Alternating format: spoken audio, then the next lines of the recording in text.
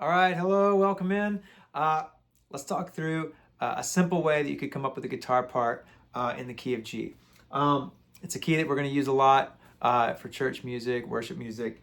Even if you're using a capo, those G shapes, it'll still work. It's a simple little idea, and it's a way to quickly create a guitar part. And when I think about creating guitar parts, or what sounds like a guitar part to me, often what I'm thinking of is something that sounds like it's meant to be played. So maybe it's like a repetitive pattern, maybe it's like a loop of like a couple of notes, and it sounds intentional. And that's really what you're getting at. You're wanting your guitar part to sound like you meant to play it. It's not just a series of random notes. It's a pattern. It's something that maybe is recognizable or something that fits the emotion of the song. Okay, so just using a quick example here, we're going to play in G. So our chord progression is going to be G, E minor, C, D. So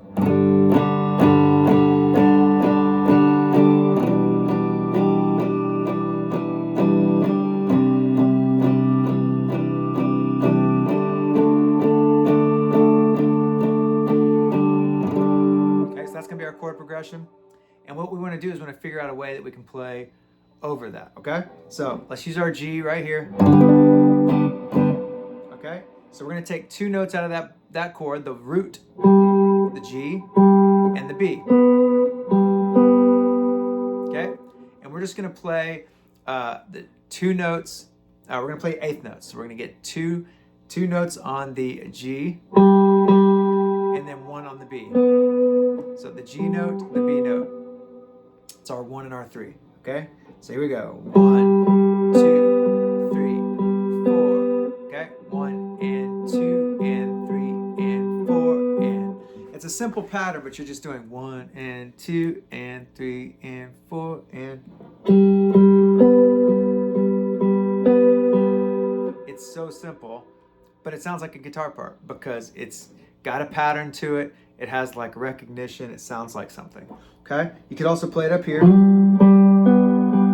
I like because it's got a little bit of a rounder tone. It's kind of this like C-shaped position that you've seen.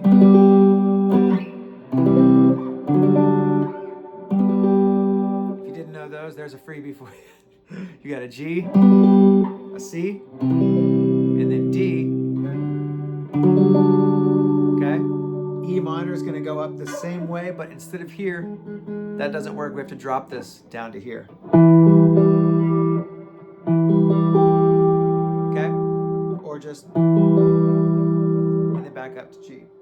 All right, cool. So using just those two notes,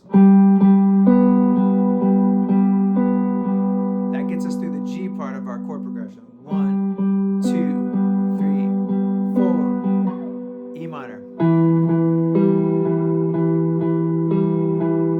Okay, that's our E minor. And then we get to our C chord. You already know this chord. You're just going to play the A string and the D string. And then back up to the D. So let's play the whole chord progression. Remember, this is our chord progression. G.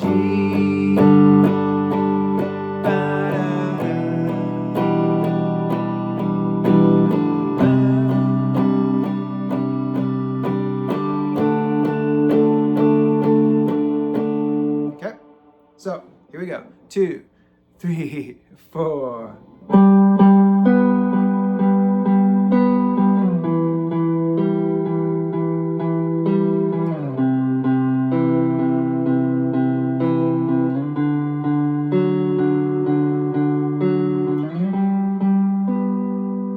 Why does it sound like a guitar part? To me, the reason that sounds like a guitar part is because it's a consistent pattern. I'm always playing the A string as my downstroke, like my downbeat. So 1 and 2 and 3 and 4 and. So the 1 and the 3 get the A string, and the 2 and the 4, like the backbeat, like what a snare would play, like 1 and ka, ding, and ka. 1 and 2 and 3 and 4. So the backbeat, or like where the snare might land, is where we're going to get the the D string, the third in that chord. Okay?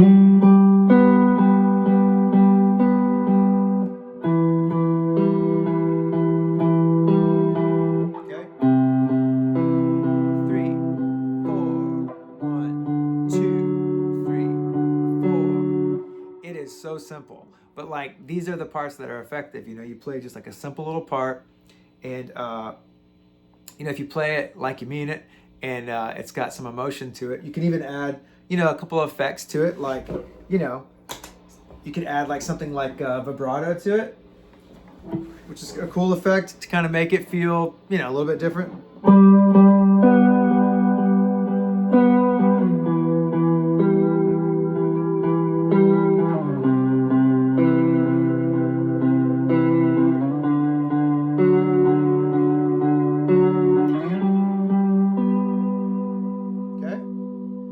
Another way to do that would be to add some delay to it.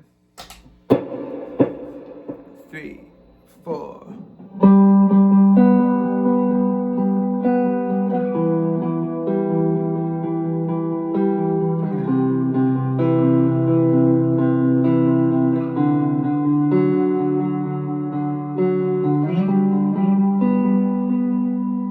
Okay? You can try a different delay pattern. Like 1 and 2 and then maybe add more verb, and maybe even take the overdrive off, make it really clean, switch pickup positions.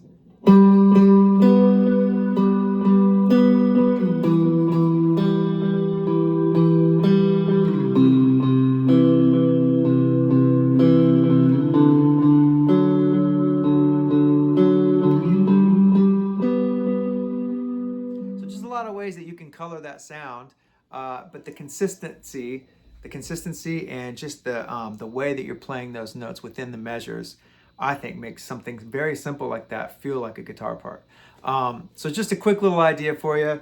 Key of G, man, just grab notes that you already know.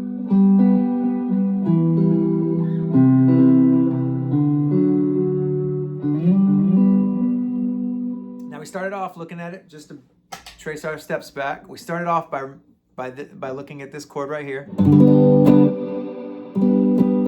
Okay, that's just part of that bar chord. And we're just borrowing those two notes, right? So if you think about the octaves and the way the guitar works, you know where your octaves are for G, so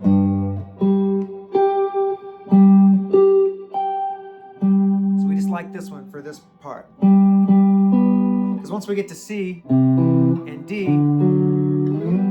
it just kind of helps my brain like think about where that is. There's my C, there's my D, there's my E minor. C, remember that chord? There's my E minor, and then up to G.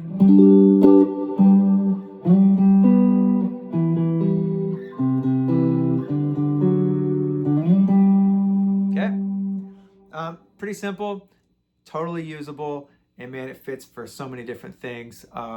Yeah, bonus points if you can figure out how to do it down here.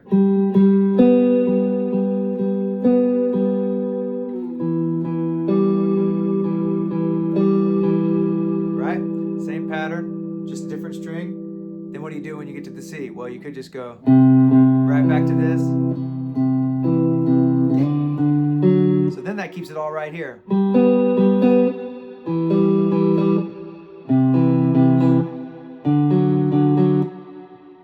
And then back to home base.